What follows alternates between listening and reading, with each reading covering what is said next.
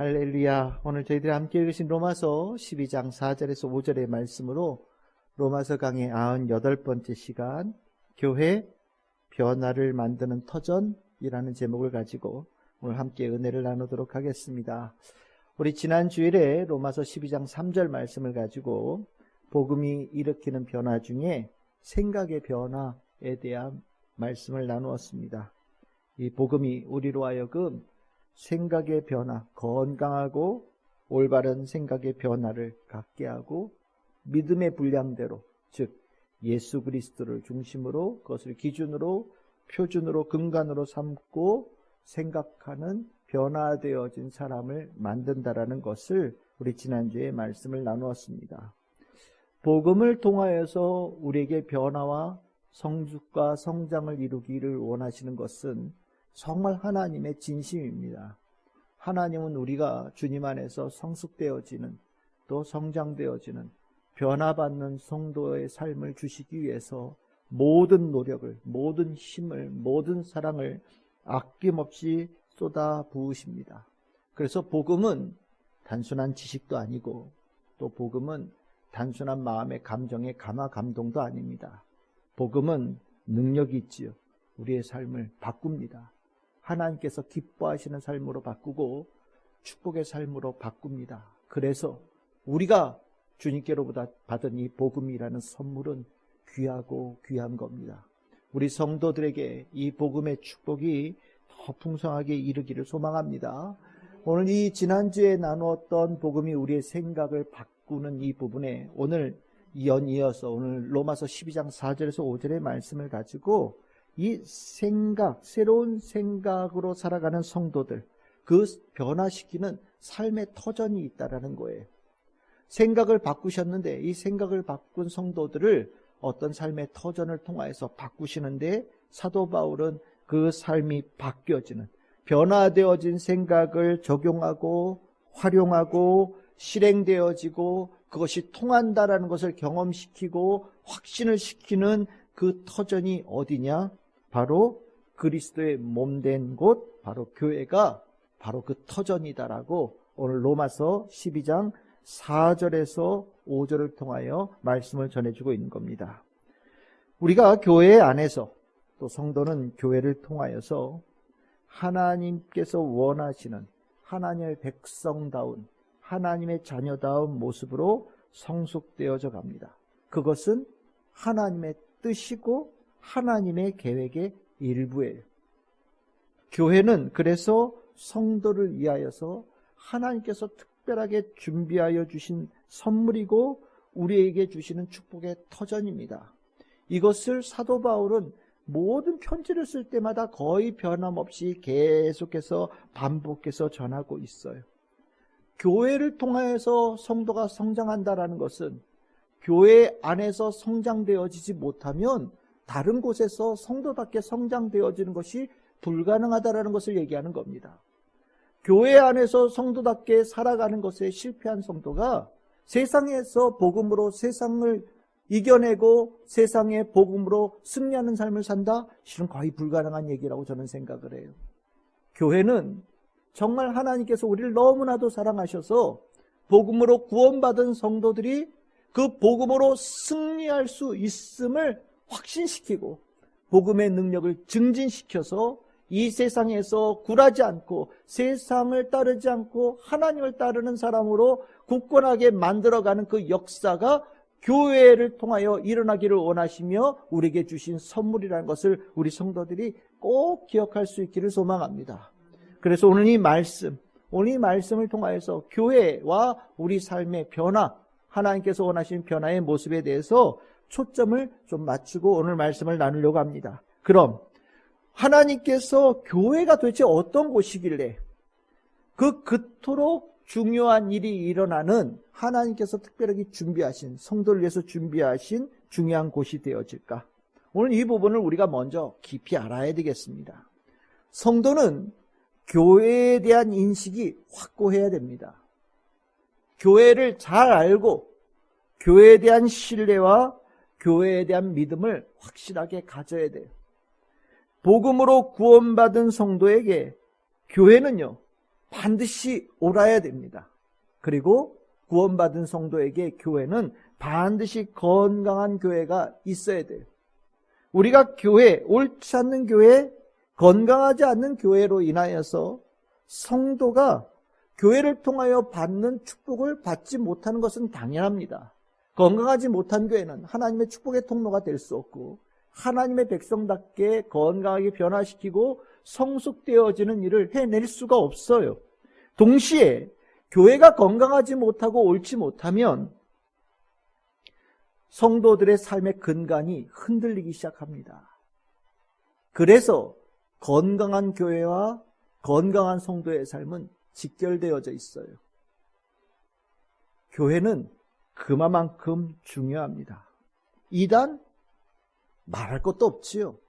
이단은 냄새도 맡지 마시기를 바랍니다. 근처도 가지 마시기 바랍니다.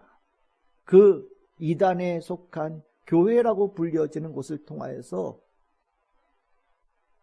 성도들이 그곳에 발을 디뎌서 받는 폐해는 여러분들이 생각한 것보다 훨씬 더 심각해지는 폐해를 입어요.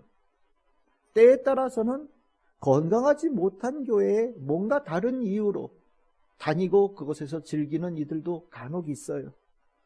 건강하지 못한 교회를 만약에 다닌다면 그것 또한 심각한 삶의 문제라고 생각하고 깨어서 그 교회에서 기도하든 아니면 하나님께서 축복하신 건강한 교회로 발걸음을 옮겨야 됩니다.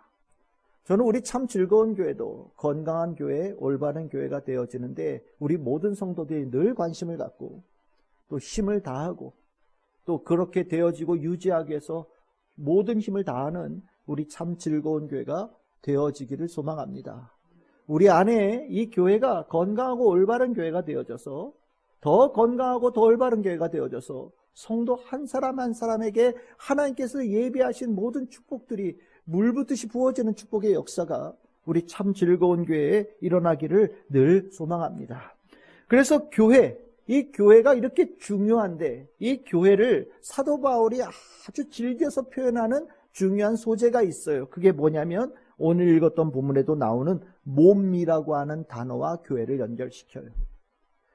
몸이라고 하는 단어와 교회를 연결시키면서 바울이 굉장히 많은 곳에서 많은 서신에서 이 내용을 쓰는데 오늘 읽었던 로마서 12장 4절 5절 외에도 고린도전서 12장 13절에서 14절에도 거의 같은 말씀이 나옵니다. 몸, 지체 이렇게 쭉 나오지요. 그리고 이뿐만 아니라 에베소서 4장 15절에서 16절 여기에도 몸, 마디 연결되어지는 얘기가 나오는데 이 몸 다 교회를 얘기하는 거예요.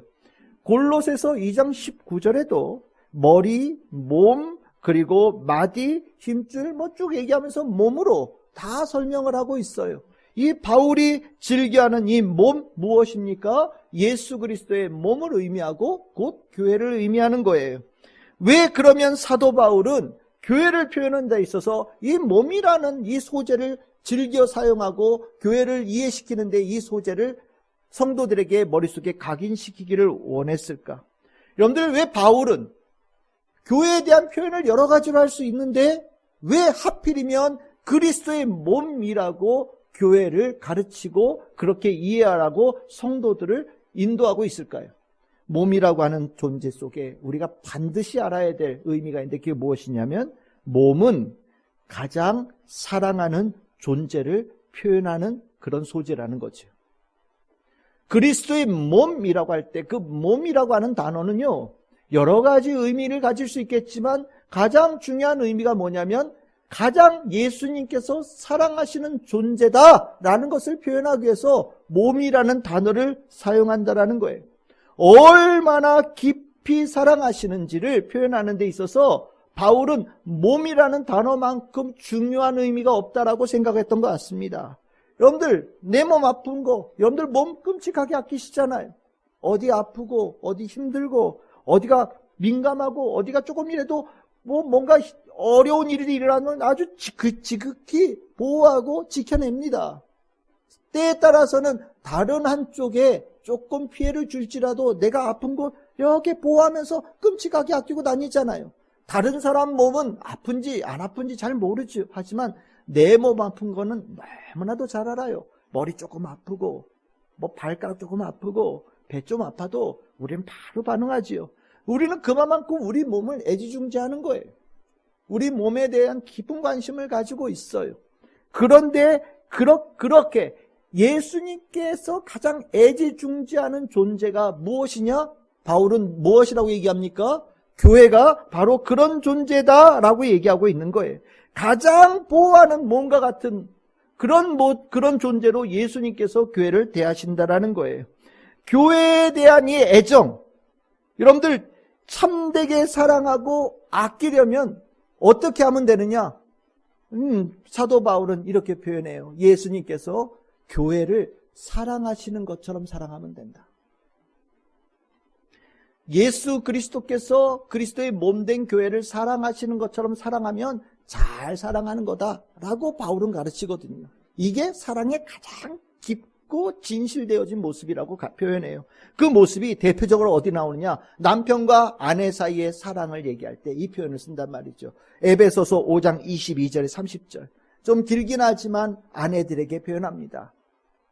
남편에게 복종하기를 어떻게 하냐? 그리스도께 죽게 하듯이 하라. 왜? 그리스도께서 교회의 머리됨과 같으니 그가 바로 몸의 구주다. 남편에게 얘기합니다. 남편 아내 사랑하거라. 얼마만큼 사랑하느냐? 그리스도께서 교회를 사랑하시고 그 교회를 위하여 자기를 내어주신과 같이 깊이 사랑하거라 라고 표현해요. 그 뒤에 또 나아가면 여러분들 뒤쪽에 보시면 예수님께서 육체를 미워하지 않고 오직 양육하여 보호하기를 그리스도께서 교회에게 함과 같이 하라 라고 27절 이하에 나와요. 여러분들 이 부분 전부 다 무엇입니까? 서로 사랑하는 이 부분의 모델을, 그 모델을 어디에서 찾느냐? 예수님께서 교회를 사랑하시면서 찾아라 라고 가르치는 거거든요. 그러니까 교회를 그리스도의 몸이라고 표현할 때 그 몸이라고 하는 단어 속에는 어떤 의미가 있느냐? 가장 깊이 사랑하는 존재, 가장 애정을 가지고 바라보는 존재가 예수님께는 어떤 존재다? 교회가 바로 그 존재다라고 가르치기 위해서 몸이라고 하는 단어를 쓰고 있다는 거예요. 그럼 성경에서 그리스도의 몸이라고 하는 이 표현, 교회에게 말고 다른 데에다 적용시킨 데가 있느냐? 없어요. 그리스도의 몸이라고 표현되어진, 그렇게 연결시켜서 표현되어진 데는 교회 하나밖에 없어요. 그러니까 이 교회는요, 아주 특별함이 있는 거예요. 예수님께서 특별하게 사랑하시는 존재가 교회라는 것이고요. 또 더 나아가면 예수님께서 유일하게 정말로 가장 깊이 소중하게 여기시는 그 존재가 무엇이냐? 교회라는 것을 의미하는 거예요. 교회? 이만큼 중요한 겁니다. 여러분들 잘 생각해 보세요. 하나님께서 창조주십니다. 그러면 나머지는 다 뭐예요? 피조물이죠. 원래 이게 기본 관계거든요.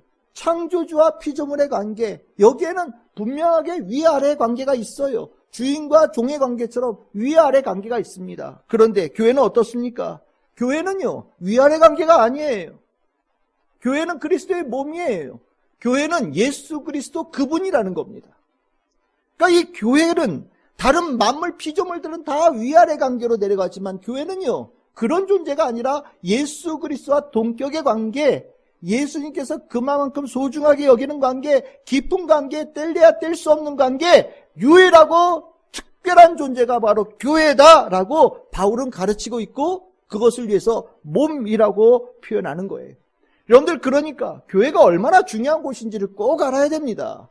교회 중요한 거 안다라는 것만으로도 여러분들은 하나님께서 주시는 축복을 받을 수 있는 기반이 닦인 거하고 똑같은 거예요.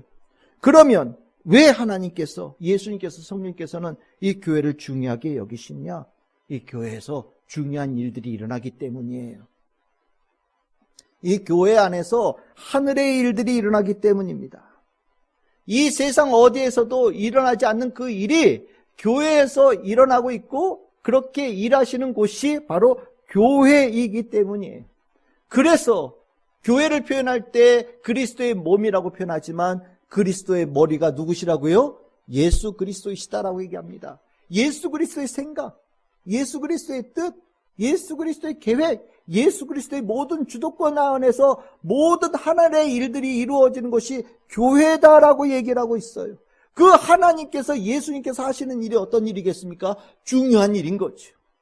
그 중요한 일이 일어나고 있기 때문에 예수님께서 교회를 깊이 사랑하신다라는 거예요. 그러면 그 중요한 일이 어떤 일일까요? 맞아요. 하나님의 백성을 만드는 일이에요. 복음으로 하나님의 자녀다운 백성으로 변화시키는 일들이 교회 안에서 일어납니다. 세상을 따르지 않고 복음을 따르는 자, 하나님을 따르는 자로 성화되어지고 구원받는 자들로 굳건하게 세워지는 일들이 교회에서 일어나는 거예요. 그래서 이 교회에서는요, 회복의 역사가 일어나고 때에 따라서는 세상에서 찢기고 아프고 고통당하고 무너진 자들이 회복되어지는 역사도 일어나고요. 세상을 나아가서 능히 이길 수 있는 능력이 일어나는 일들도 교회 안에서 일어나고요. 그에 필요한 모든 은사가 공급되어지는 일들도 교회 안에서 일어나는 거예요. 교회 안에서는 하나님께서 원하시는, 하나님께서 축복하시고자 하는 모든 일들이 아낌없이 부어진 일들이 교회 안에서 일어나고 있는 거예요. 이러한 일들이 일어난 곳이 교회 말고 또 있느냐? 없어요. 교회는요, 하나님의 직속기구예요. 하나님께서 이 세상에 많은 것들이 있지만 이 교회는 하나님의 직할하는, 하나님께서 직접 운영하시고 관리하시고 모든 것을 이끌어 가시는 유일한 곳이 바로 교회입니다. 그래서 교회 중요하죠. 세상에 그 어디에도 없는 구별되어진 곳이 교회고요. 성도들에게 특별하게 예비하시고 이 구원받은 복음을 듣고 믿음으로 고백한 자들을 이끌어 오셔서 함께하게 만드시는 곳이 바로 교회가 되어지는 거예요.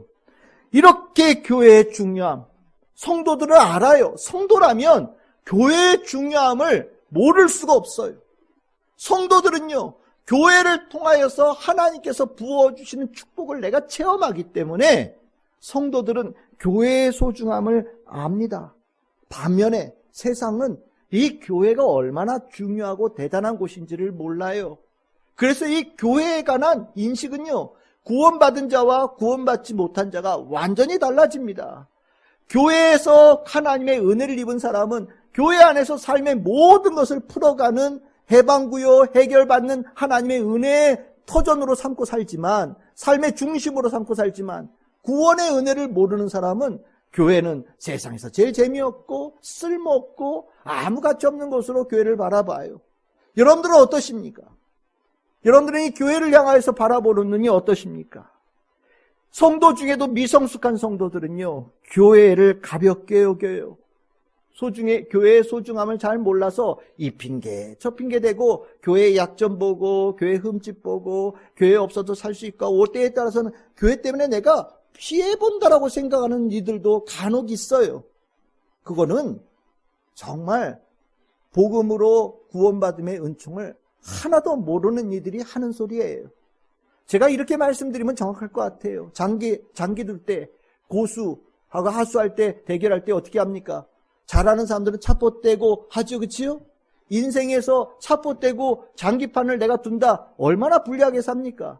교회 없이 성도가 살아간다? 인생에서 차포 떼고 사는 거하고 똑같은 거예요. 교회는요, 유일해요. 특별해요. 중요한 곳이에요. 그것을 사도 바울은 강하게 얘기합니다. 그 교회는 하나님께서 우리를 변화시키기 위해서 특별하게 예비하신 변화의 터전이에요. 그것을 여러분들이 먼저 꼭 기억할 수 있기를 소망합니다. 그래서 우리 성도들, 여러분들 교회를 바라볼 때 감사한 눈으로 보세요. 여러분들 교회를 바라볼 때 그 하나님의 일이 풍성하게 일어나는 것을 보시면서 함께 기뻐하는 성도들이 되기를 바랍니다. 여러분들 눈에 교회가 먼저 보이고 가는 곳에 교회가 아프고 힘들고 어렵다라는 얘기를 들을 때 여러분들 마음 아파하고 함께 기도하고 여러분들이 그것을 위하여서 하나님의 마음으로 함께 동참할 수 있는 성도들이 되어져야 돼요. 이 땅에 교회가 세워져 있다는 것은 축복 중에 축복이에요. 이 대한민국의 땅에 이 교회들이 있다는 것이 얼마나 큰 은혜인지 우리는 알아야 됩니다. 성도들이 가져야 될 중요한 인식이에요. 그러면 복음은 우리를 교회로 인도하는데 복음이 교회를 통하여서 우리에게 만들고자 하는 변화의 모습은 무엇일까요? 하나님께서 이 교회를 통해서 우리에게 어떤 변화를 만들어 가실까요? 오늘 이 사도 바울은 로마서 12장 4절에서 5절에서 두 가지를 얘기합니다. 하나는 교회는 성도로 하여금 한 몸을 이루는 지체가 되게 한다라고 얘기하고 있고, 다른 하나는 서로 지체가 되게 만든다라고 얘기를 하고 있어요. 이것이 교회 안에서 하나님께서 우리를 변화시키고자 하는 모습이에요. 복음이 우리로 하여금 교회 안에서 변화되게 하고자 하는 모습이 바로 이 두 가지라는 거예요. 오늘 저는 이 두 가지를 여러분들하고 살펴보려고 합니다. 먼저 이 지체가 된다라는 것에 대한 부분을 살펴봅시다. 지체. 헬라어로는 멜로스라고 해요. 아마 이 단어의 의미를 제일 잘 이해할 수 있는 단어가 뭘까라고 생각할 때 이 단어가 맞는 것 같아요. 멤버가 된다. 우리가 지체 그러면 몸, 그리고 지체 그러니까 지체는 뭐 저 뒤에 조금 뭐 별 볼 일 없고 하찮고 뭐 이런 것에 대한 부분으로 지체라는 인식을 갖는 경우들이 있어요. 뭐 있으면 좋은데 없어도 상관없는 것이라는 단어로 지체라는 단어를 좀 하급의 단어로 이해하는 분들이 계신데, 이 성경에서 쓰인 지체라는 단어는 그런 단어가 아니에요. 꼭 있어야 된다. 마땅히 거기 있어야 된다. 없으면 안 된다는 거예요. 없으면 불완전하게 되어져서 꼭 필요한 것을 얘기할 때 지체라는 단어를 써요. 그래서 멤버라는 단어를 쓰기도 하고 부분이라는 단어를 쓰기도 하고 뭐 사지라는 단어를 쓰는데, 어쨌든 지체라는 단어를 통해서 표현하고자 하는 것은 존중받고 귀한 존재가 된다라는 것을 지체라는 단어를 통해서 표현하는 거예요. 교회 어떤 곳이냐? 교회 안에 있는 성도들을 존귀한 자, 하나님께서 인정하시는 존귀한 인생으로 변화시키는 역사를 교회를 통하여 만든다라는 겁니다. 여러분들, 교회는요, 하나님은요, 이 교회를 통하여서 이 복음을 듣고 믿음으로 구원받은 성도들, 하나님께서 의롭다함으로 인정한 성도들이 하나님의 지체, 하나님께 속한 자라는 것을 깨닫게 하기를 원하셨어요. 그리고 그것을 통하여서 자긍심을 갖고 이 안에 자존감을 가질 수 있는 자로 변화시키기를 하나님께서 원하십니다. 성도는요, 교회 안에서 건강한 자의식을 회복해요. 그 건강한 자의식은 결국 하나님의 모양과 형상대로 지음받은 존귀한 자라는 것에 대한 회복으로 이어집니다. 결국 하나님께서는 우리들에게 구원하셔서 하나님의 아들과 하나님의 딸, 그 사랑받는 하나님의 상속자로서 인정받고 있다라는 것을 우리 안에 회복시키기를 원하시고, 그것을 느끼고 그것을 누리고 그렇게 살아갈 수 있는 자로 만들어가는 것을 어디를 통하여 하신다고요? 교회를 통하여서 하신다라는 거예요. 새로운 정체성이죠. 교회는 우리에게 조금 이런 세속적인 표현이 어떨지 모르지만 신분을 세탁해 주는 거예요. 완전히 새로운 신분으로 우리를 만들어주는 겁니다. 완전히 새로운 자의식과 새로운 정체성을 부여하는 거예요. 이것을 우리가 살고 있는 이 현재보다 로마서를 쓰고 있는 당시 로마 제국을 이해하면 훨씬 더 이해가 되어지고 깊이 느낄 수 있을 것 같아요. 로마 제국 어떤 사회였습니까? 아주 철저한 계급 사회였어요. 근데 이 계급이 굉장한 불평등을 가지고 있었습니다. 정말 위에 귀족이 조금 있고요. 그 밑에 시민들이 있고요. 그 밑에 정말 대다수를 차지하는 노예들이 있었어요. 그리고 로마 제국은요, 겉으로 보기에는 번영되어지고 굉장히 안전하고 튼튼한 나라처럼, 부강한 나라처럼 보이지만 그것을 위해서 수많은 사람들이 하층의 노예와 천민으로 그 아픔과 고통을 당하면서 그 사회를 운영하는, 실은 굉장히 병든 사회가 로마 사회였거든요. 여러분들, 내 평생 노예로 산다고 생각해 보십시오. 내 평생 어떤 재산 가치로 내가 취급되어지고 똑같이 생긴 사람인데 누구는 귀족이어서 모든 권력을 다 가지고 있고 나는 말 한마디도 못 꺼내는 사람으로 평생을 산다고 생각해 보십시오. 얼마나 힘들었겠습니까? 얼마나 고통스러웠겠습니까? 얼마나 많은 눈물을 흘리며 평생을 살았겠어요. 아마 죽지 못해서 살아가는 일들도 허다했을지 몰라요. 그런데 그들의 귀에 뭐가 들려요? 복음이 들리는 거예요.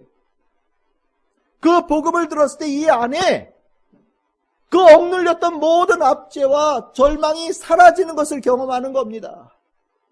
나에게 예수 그리스도가 나를 새로운 구원받은 자로, 새로운 사람으로 만들어준다라는 그 약속의 말씀이 심령에 확 들어오는 거예요. 그래서 예수 그리스도의 복음을 믿는 거죠.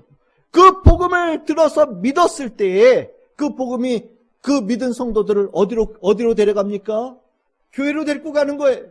왜 교회 갔더니 어떻습니까? 교회 안에 계급이 있어요? 부유함과 갖지 못한 자의 나눔이 있습니까? 없어요. 인종의 차이가 있습니까? 없는 거예요.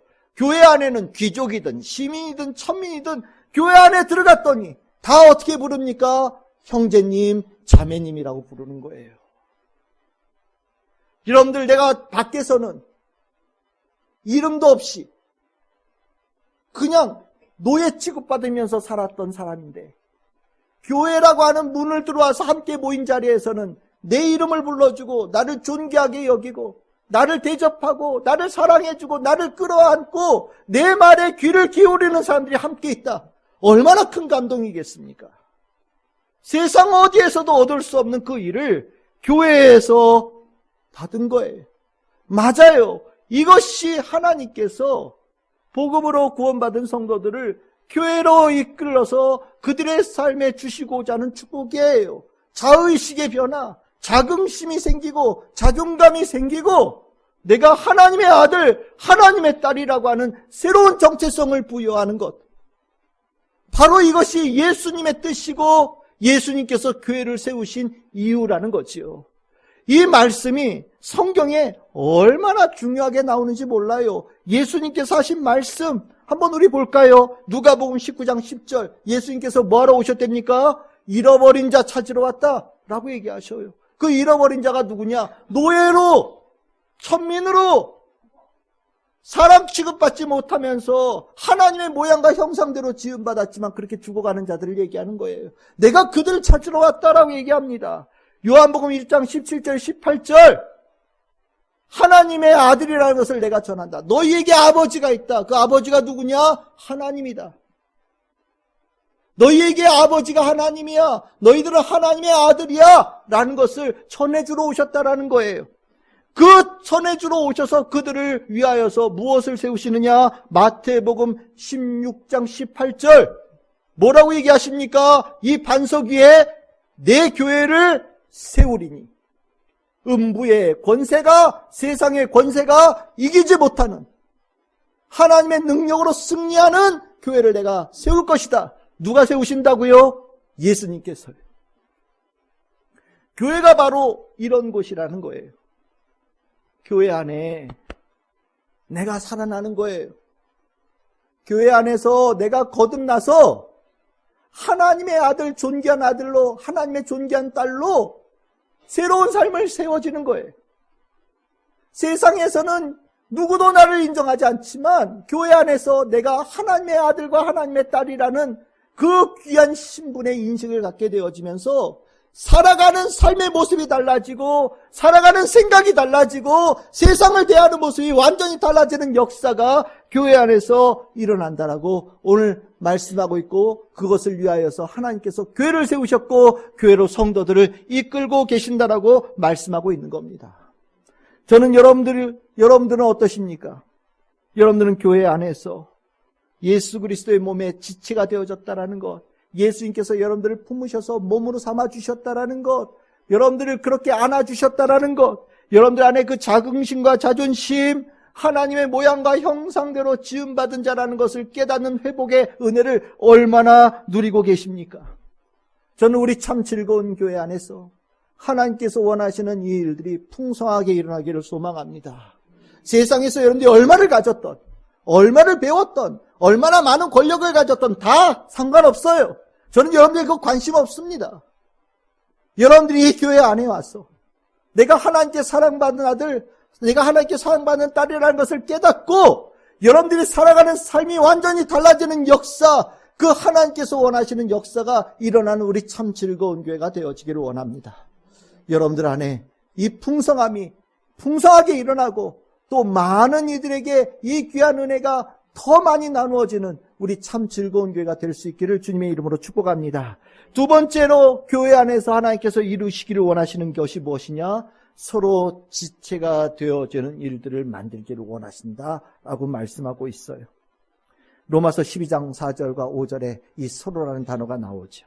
이 서로라는 단어가 뭐냐? 우리가 보통 상호 간에 이렇게 표현하는 겁니다. 상호 의존적인 존재를 만든다라는 것을 얘기하는 것이 돼요. 깊은 유대감을 만든다라는 것을 얘기하는 거예요. 서로라는 단어 속에 그런 단어가 있는 겁니다. 그러면서 서로가 상호 간의 깊은 유대감으로 연결되게 만드셔서 하나님께서 궁극적으로 원하시는 모습이 뭐냐? 바로 공동체예요. 하나님께서는 공동체의 일원으로 있는 성도로 만들기를 원하신다라는 겁니다. 어디에서요? 교회 안에서. 하나님께서는 교회를 통하여서 우리 성도들을 공동체의 일원으로 만들기를 원하신다. 굉장히 중요한 포인트입니다. 우리가 성장과 성숙을 간혹 오해할 때가 있어요. 이거 조금 심각한 오해입니다. 우리가 성장하고 성숙하면요, 뭔가 독립해야 될 것 같고요. 성장과 성숙이 되어지면 개별적으로 나 혼자서도 다 할 수 있어야 될 것 같고, 그리고 그것이 굉장히 개인적으로 반짝반짝 빛나는 존재가 되어져야 될 것 같다는 생각을 갖는 분들이 계셔요. 그것이 성장이고 성숙이다. 오해입니다. 그건 성장과 성숙이 아니라 오히려 미성숙으로 가는 거예요. 성숙은요, 오히려 반대예요. 개별되어져 있던 것들이 연결되어지고요. 상호 선한 영향력을 주는 것이 성숙이고요. 담이 허물어지고 벽이 허물어지고 많은 일들과 평화를 이루어가는 것이 성숙이에요. 만약에 여러분들이 개별적이고 독립적인 것을 성숙이라고 생각한다면 이 시간 이후에 그 생각을 완전히 지워버리시기를 바랍니다. 성숙과 성장에 대한 세상의 가르침은 잘못되어진 가르침이에요. 결국 세상에서 말하는 성숙과 성장으로 가면 나만 남죠. 하지만 교회는 정반대의 방향으로 성숙을 이끌어갑니다. 서로 간의 깊은 유대감 속에 하나님의 은혜가 주고받는, 함께 성장하고 함께 살아가는 성숙과 성장을 하나님은 교회를 통하여서 우리에게 주기를 원하시고, 교회는 그것을 이룰 수 있는 유일한 공간이 되어져요. 제가 몇 차례 말씀드린 적이 있는데, 나는 자연이다 라는 프로그램, 별로 좋은 프로그램이 아닙니다. 나는 자연이다라는 거기에 나오는 사람들은 다 홀로 있는 사람들이죠. 홀로 있는 삶의 자유로움도 그리려고 노력하고, 마치 그것이 자연의 이치를 따라가는 잘 사는 모습이라고 열심히 그리려고 노력하는 것처럼 보여요. 하지만 그것은 정말로 그 프로그램에 나오는 분들은 그렇게 사는 분들이 아닙니다. 그분들 하나같이 다 외로운 분들이고요. 모든 관계가 단절되어져서 홀로 남은 사람들이고요. 말할 수 없는 아픔을 심령에 담고 고통을 간직하고 살아가는 사람들입니다. 우리가 노래할 때 외로움도 노래하고, 또 때에 따라서는 외로움을 아까 이 프로그램처럼 승화하는 일들도 있고, 또 외로움을 정당화하려고 노력하는 것들도 우리는 수없이 봐요. 하지만 잘 생각해 보십시오. 외로움을 통하여서 기쁨을 얻는 사람은 없습니다. 외로움은요, 병이에요. 외로움은 세상이 주는 심각한 병이에요. 외로움 속에서 많은 사람들이 슬픔을 느끼고 좌절을 느끼고 삶을 중단합니다. 나는 자연이다 거기에 나오는 분들은 세상에서 양산한 외로운 사람의 전형적인 분들이에요. 세상은 그렇게 만들어갑니다. 그것이 모델이냐? 저는 개인적으로 르뽀 같다라는 생각이 들어요. 르뽀가 뭔지 아시죠? 뉴스에서 리포트하는 거예요. 이런 사람들이 있어요. 이런 문제가 있어서 이렇게 살고 있는 사람들이 있어요. 라고 보여주는 게 저는 나는 자연이다 라는 프로그램으로 보여요. 누군가에겐 그것이 매우 휴머니즘적인, 매우 잘 사는 삶의 자유로운 삶인 것처럼 그 프로그램에서는 열심히 포장하지만 제 눈에는 다 아픈 사람들, 이렇게 고통당하는 사람들이 저기에 살고 있습니다. 마치 쪽방촌에 살고 있는 노인분들을 얘기하면서 이렇게 사는 분들이 있어요. 우리는 잊지 말아야 돼요. 라고 얘기하는 것처럼 저는 그 숲속에서 홀로 사는 사람들의 모습을 보여주는 것이 그렇게 느껴져요. 병들고 있다라는 증거지요. 성숙되어지지 못하는, 성숙에 실패한 사람들의 모습이 거기에 나온다라고 저는 생각합니다. 구원이 뭐냐? 인간의 외로움으로부터, 이 병으로부터 우리를 벗겨내는 거예요. 복음이 우리에게 뭘 가르쳐 주느냐? 더 이상 혼자 있는 존재가 아니라는 것을 가르쳐 주는 거예요. 하나님이 당신을 사랑하십니다. 예수님께서 당신을 사랑하십니다. 성령께서 당신과 함께 하십니다. 당신은 홀로 있는 사람이 아닙니다. 라는 것을 가르쳐 주는 것이 복음이에요. 그 복음에 귀가 번쩍 열리고 눈이 번쩍 열리고 심령의 힘을 얻는 거죠. 살 수 있는 힘이 생기고 소망이 일어나게 되어지는 거예요. 그것이 복음의 능력 아닙니까? 하나님께서 나와 함께 하신다고 얘기하는데 이 안에 외로움이 있을 수가 없잖아요. 외로움이 주어졌던 모든 인생의 병들이 싹 사라지는 역사가 하나님께서 나를 사랑하신다는 그 말씀을 통해서 일어나는 거예요. 그 외로움의 병으로부터 벗어나게 만든 그 복음, 복음이 어디로 이끕니까? 교회로 이끄는 거예요. 교회 안에 들어왔더니 어떻습니까? 나처럼 외롭게 살았던 사람들이 있었어요. 그런데 그들이 하나님을 만나서 외로움의 병으로부터 벗어난 자들이 교회 안에 있는 거예요. 그 교회 안에서 나는 하나님과 함께하는 자의 삶, 그리고 하나님께서 함께하시는 사람들과의 삶을 통해서 새로운 삶, 정말 성숙되어지고 기쁨이 있고 감사가 있고 위로가 있고 그 가운데 축복의 역사가 일어나는 새로운 삶을 교회 안에서 경험하게 되는 거지요. 교회 안에 그러고 나니 우리가 외로움으로 살 때는요, 외로움은 내가 벽을 쌓고 내가 담을 쌓고 내가 성을 쌓아서 그런 거거든요. 내가 아플까봐, 내가 고통스러울까봐, 누구로부터 공격받을까봐, 내 부끄러운 모습이 들킬까봐 열심히 담을 쌓고 벽을 쌓고 성을 쌓고 우리는 삽니다. 그런데 교회 안에 들어왔더니 하나님께서 벽을 허물어뜨리기 시작하셔요. 담을 무너뜨리기 시작합니다. 성이 사라져요. 그리고 나니까 어떠냐? 넓은 삶의 터전이 있어요. 자유롭게 살 수 있는 삶의 터전이 있어요. 그 가운데 함께 웃고 함께 기뻐하고 함께 노래 부르고 함께 찬양하는 성도들이 함께 있는 거예요. 얼마나 놀라운 축복입니까? 이것을 하나님께서는 우리에게 주고자 하세요. 하나님께서 우리에게 그 공동체의 함께함의 기쁨을 교회를 통하여서 우리가 알기를 원하시고 누리게 하기를 원하셔요.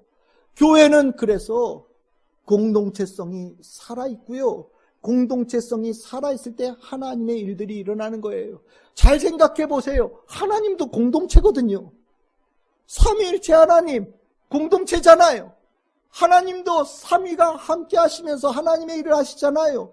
그 삼위일체 하나님께서 함께 하시고 모든 것을 운영하는 곳이 교회예요. 그러니까 이 교회는 공동체라고 하는 이 인식에 총집합체가 되는 거예요.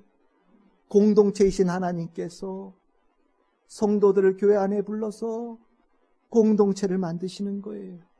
이 공동체는 내 삶의 새로운 성숙을 만들어가는 거예요. 이 공동체를 알고 나면 어떻습니까? 저 멀리 있는 사람도 내 사람, 내가 사랑하는 사람처럼 느껴져요. 스쳐 지나가는 사람도 내 사람, 내가 사랑해야 될 사람, 내가 기도해야 될 사람, 내가 복음을 전해야 될 사람처럼 느껴지는 거예요. 모든 사람과 깊은 관계를 맺어가며 관계가 점점 넓어지는 역사가 일어나요. 그 삶이 하나님께서 원하시는 삶이고요. 천국 백성의 삶이에요. 여러분들 에베소서 2장 14절 19절 예수님께서 우리에게 화평을 주신다. 모든 담이 무너진다. 그 담이 무너지고 나니 얼마나 평안하냐. 하나 되어진 역사가 일어난다라고 말씀하고 있어요. 여러분들이 교회 안에서 여러분들이 이것을 누리고 있기를 소망합니다. 교회 안에는요, 쓸모없는 벽들 다 소용없어요. 벽 쌓는 사람들이 있지요. 로마서 10장 3절에 얘기했던 마땅히 생각해야 될 그 이상으로 생각하는 사람들은 자기 잘났다고 벽을 쌓아요. 그런데 교회 안에는요, 잘난 거 필요 없어요. 하나님의 은혜로 구원받은 자들만 있으면 돼요. 그리고 나면 이 안에 평화가 일어나는 거예요. 정말 하나님께서 내 삶의 벽을 무너뜨리고 담을 허물고 성을 무너뜨리는 은혜를 경험할 거예요. 그러고 나면 진작에 이렇게 살 수 있는 공간이 있었는데 왜 내가 세상 속에서 아프고 고통스럽게 똘똘 내 삶을 감싸고 살았나? 내가 왜 그렇게 외로움 속에 살았나? 아마 후회하게 될 거예요. 그리고 외로움 속에 죽어가는 이들에게 예수 만나서 교회 안에서 생명의 삶을 같이 누리자라고 복음을 전하는 성도들이 되어질 거예요. 저는 우리 교회가 그런 교회가 되어지기를 소망합니다. 하나님께서 그것을 원하시니까요. 그 소중한 교회 안에서, 그 귀한 교회에서 우리는 지체가 되어지는 일들, 그리고 서로 지체가 되어지는 일들이 풍성하게 일어나기를 하나님께서 원하셔요. 여러분들 한 사람 한 사람은 하나님께서 특별하게 사랑하시는 존재들이에요. 없어서는 안 되는 존재들이고요. 하나님의 모양과 형상대로 지음받은 하나님의 아들과 딸들, 하나님의 상속자들이라는 것을 분명히 기억하시기 바랍니다. 세상에서 여러분들 뭐라고 얘기하든 하나님께서 여러분들을 부르시는 그 이름을 기억하시기를 바라요. 여러분들은 하나님께서 사랑하시는 아들과 딸입니다. 그거면 충분해요. 그것을 교회를 통해서 하나님께서 여러분들에게 계속해서 말씀하실 거예요. 그 축복을 누리시기를 바랍니다. 이 교회 안에서 하나님께 사랑받는 자들이 서로 연합되어지고 서로 연결되어지고 상호간에 깊은 사랑과 은혜를 나누는 은혜를 누릴 거예요. 이것은 우리가 장차 천국에서 누릴 축복입니다. 우리 참 즐거운 교회가 그런 모습이 되어질 때 성도 안에 하나님의 축복이 배가가 되어지고 배가가 되어져서 많은 은혜가 세상으로 물밀듯이 흘러가는 복의 역사가 일어나는 거예요. 그래서 여러분들 더 많이 나누십시오. 이 안에 서로 향해서 더 깊이 사랑하시고 더 깊이 기도하시고 서로 깊은 관심을 가지고 안아주시고 서로 위해서 격려해 주시기를 바랍니다. 그리고 서로 끌어안고 손을 붙잡고 나아갈 수 있는 우리 참 즐거운 교회 성도들이 다 되시기를 바랍니다. 우리 2023년 이제 다 지나가고 있습니다. 여러분들 한 해 동안 수고 많으셨고 복음으로 믿음으로 살기 위해서 애쓰시는 그 모습들, 믿음의 모습들에 저는 깊이 감동받으며 여러분들의 기도로 격려하면서 후원하면서 한 해를 지내왔습니다. 2024년 우리 교회는 하나님께서 이 교회를 통해서 원하신 일들을 마음속에 깊이 담고 한 사람 한 사람이 더 존귀한 자가 되어지고 우리 참 즐거운 교회 공동체의 교회에서 더 아름답게 세워져 가면서 하나님께서 교회를 통하여 부으시기를 원하신 축복이 풍성한 열매로 이어지는 우리 2024년 될 수 있기를 주님의 이름으로 축복합니다.